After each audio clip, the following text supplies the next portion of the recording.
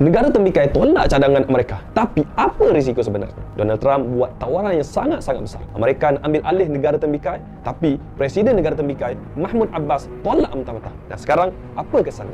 Kenapa Amerika nak kawal negara tembikai? Pertama, dia nak buang hero kita dan letak boneka mereka sendiri. Kalau Amerika berjaya, negara tembikai bukan milik negara tembikai lagi, dan mereka boleh letak pemimpin yang tunduk kepada negara haram. Kedua, mereka nak hapuskan sebarang tentangan.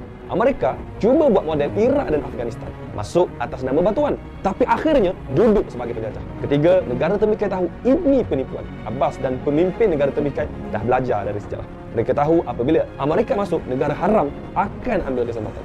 Dan sekarang negara tembikai lawan, tapi adakah mereka akan dibiarkan begitu saja? Amerika tak pernah suka ada negara yang berani cakap tidak kepada mereka. Komen mustahil. Kalau korang rasa mustahil, Amerika akan bantu negara tembikai tanpa kepentingan sendiri. Like, komen, share dan save. Sebelum video ini di-delete, semoga share anda dikira sebagai salah satu dari perjuangan pembebasan Al-Aqsa. Jika untuk sebarkan video ini terasa berat, lalu apa yang kamu sanggup lakukan demi agamamu? Alhamdulillah, kami sedang salurkan bantuan anda ke Gaza. Jom sama-sama kita bantu mereka. Klik link di bio atau di bahagian komen.